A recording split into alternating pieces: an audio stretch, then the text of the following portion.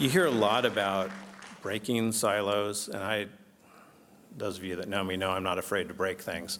But I don't think that it's a particularly apt description of what we're doing.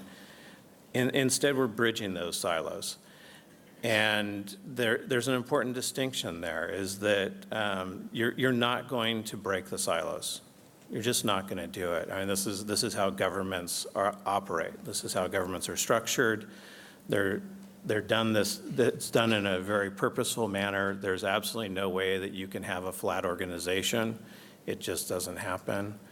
It's impossible for the secretary of this agency to have a flat relationship with 30,000 people.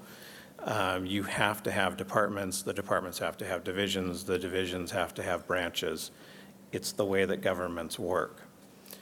That doesn't mean that to clients and people outside of government that they should ever know that those things exist. That when I'm trying to get services from government, I shouldn't have to know that I have to go to social services for CalFresh and that I have to go to healthcare services for Medi-Cal. I should just know that I need healthcare and I need a food benefit. And I should be able to do that without regard to what those departments are. To that degree, what we're starting to do is we're taking another look at CA.gov.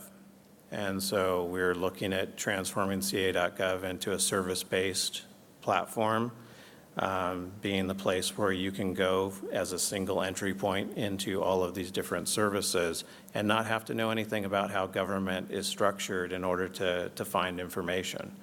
That you should be able to go to that website and really easily figure out what it is that you need, and it does the work for you. It bridges those silos. You shouldn't have to figure that out. Health and Human Services, as has been talked about, has a great data use agreement that spans across the agency. I've pulled together a group of people, including Health and Human Services, to start looking at how do we scale that out to the entire administration. Another place where we're scaling is the Office of Digital Innovation. So you all have the first innovation office in the state. The budget included an actual establishment of an Office of Digital Innovation at the Government Operations Agency. And when people ask me, they're like, well, so what is it that the governor wants out of this office?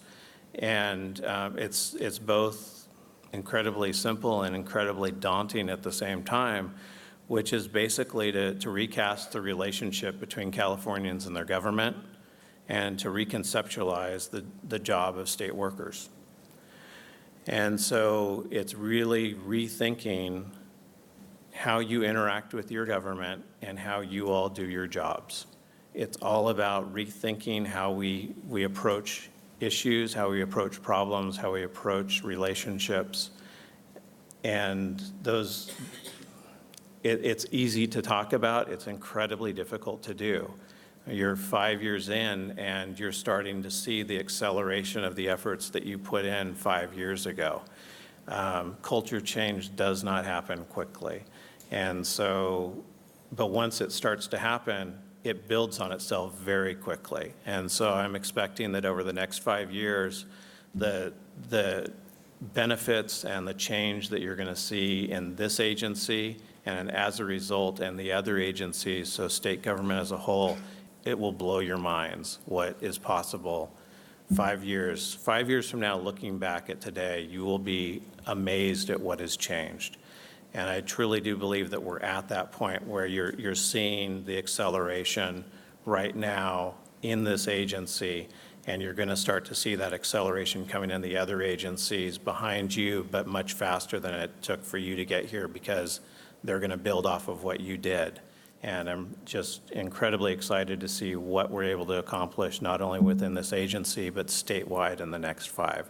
So thank you all.